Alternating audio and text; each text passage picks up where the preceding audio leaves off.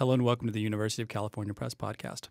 My name is Chris Gondek, and today I'm speaking with Siva Vaidhyanathan about his new book, The Googlization of Everything and Why We Should Worry.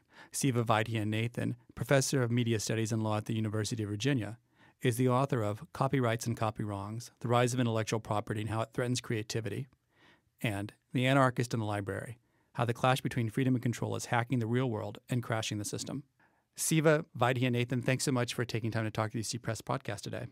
Oh, it's my pleasure. I'd like to start with the term Googlization. Is Googlization merely a function of Google being in a competitive space, such as a search engine or email application? I think Googlization has a lot more to do with how we accept Google and the extent to which we let Google roll over us rather than any particular thing the company does. Googlization represents a process, and it's a process that the company is integral to, obviously, but we're complicit, and that has to do with the assumption of arranging things, organizing things according to the principles of Google. And Google has some pretty clear principles that maximize things like speed and popularity of information. And so we have essentially, again and again, told Google that those are the principles that should govern our information worlds. The reason I wrote this book is I think that there's probably something else missing there, that we should probably be concerned about concepts of a higher order than mere convenience. Well, you used a little stronger word than concern. You used the word dangerous several times at the beginning. Yeah. So what do you mean when you think it's dangerous? Well, I mean, it's dangerous if we don't understand it properly, and it's dangerous if we just take it for granted. That can be dangerous in any technological relationship, right? If you decide that you totally trust your car, if you decide that you totally trust the food at McDonald's, you're going to find yourself sorry over time. But if you make choices wisely and you're able to be an active and responsible, not only consumer but citizen, and if we can collectively start asking big questions about what sort of information system would be best for a democracy as well as a competitive market-based economy, then we might come up with different answers than merely happily doing whatever one company provides for us. That's something I got out of the book, is it seems that one of the issues that you have with Google is that it seems to be encroaching into areas that you think are public areas that should be questions of where citizens should be making decisions about how these things are ordered in a democracy rather than a private corporation. Could you talk a little bit about that, and also the term public failure that pops up in the book? Well, so the most explicit example of this is in the relationship between Google and libraries, or this sort of three-pointed relationship among Google, libraries, and the public.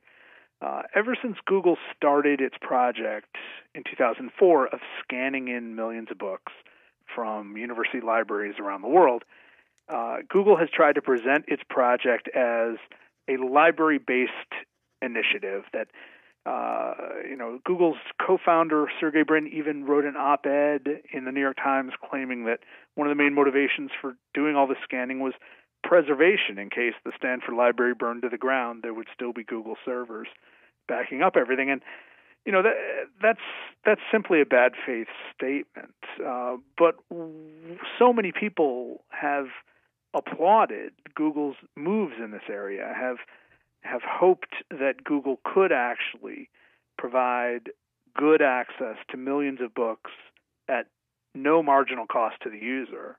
And that sort of got me worried because, I just firmly believe, and I always have, that you don't get something for nothing.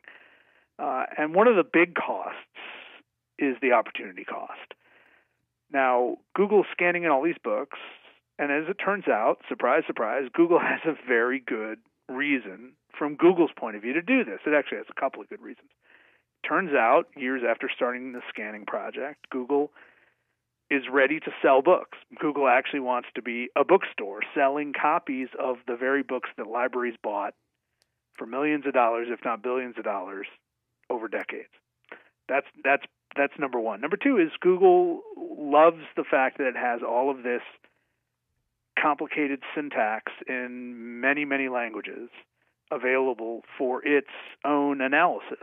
So Google can understand how languages work better and over time make search engines work better as well. And so Google has two very self-interested reasons to do this. It does not have library-based reasons to do this. It didn't make value judgments the way that libraries would. The only similarity between Google and a library is that they both let you look at books, and that's pretty much where it ends. The concept of public failure comes when a public institution doesn't perform its duty as well as we might expect, and that more often than not happens because the government has actually designed it to fail. And in this case, providing digital access to many people over vast distances is something libraries could very well have been working on for the last 20 years. And some libraries have been working on it sort of in a scattershot basis. But as soon as Google filled that vacuum, corrected for that public failure, many libraries gave up on their own projects and just said, well, let's just let Google do it. So that's what I mean by public failure. A public failure is a situation where there's a duty or a service that is best done by the public sector, but because we design the public sector to underperform, a private entity steps in. It seems that one of the big points is that that in some ways it's easy for consumers to think of Google, if not explicitly as a public utility, rather implicitly, because to the average consumer, Google doesn't cost anything. Are you aware of whether there's a conscious decision that Google moves forward to kind of blur this line between what might be considered a public utility in the 21st century on the internet versus the private company, which Google actually is? Well, Google's working at the ideal time for Google, and that's one of the reasons it's been such a success. Because ideologically, we as Americans seem unprepared to consider the notion that a public utility or something providing a public utilities kind of service should be reined in. I mean, this is not the 1910s when, last we had the trust busting fervor, and we went into a frenzy of trying to make sure that private actors didn't take advantage of the public. And so Google's had a couple of advantages. One, as you point out, it does not overcharge you and me. In fact, it charges nothing from you and me. But here's the thing. We're not the consumers. We're actually Google's product. So what it charges us doesn't really matter in the formula. The question is, what does Google charge advertisers? Because advertisers are its real customer. And if advertisers are being mistreated, if Google is able to manipulate prices, if Google is overwhelmingly the dominant source of online ads for web search, which actually right now it is, there are reasons to be concerned from an economic point of view. And that's one of the reasons that the European Union and the Justice Department for the federal government has been paying a lot of attention to the way that Google is managing both its search results and its relationship with advertisers. It's the way it prices its ad auctions. And those are pretty complicated, mundane questions that don't have a direct bearing on how you and I use Google, but it does have a lot to do with Google's continued dominance in the field. Because Google is one of the few companies that actually has made money off the internet. If you can imagine the small percentage of companies ever started for the internet, have ever made money, Google's at the top of them. And it's managed to corner the market on web advertising for the most part. Now, Google is in that interesting relationship, though, because it keeps most citizens really happy. Most of what Google does for us is fabulous, is beyond belief, high quality, better than we could have imagined. And every time Google rolls out a service, we can't imagine having lived without it.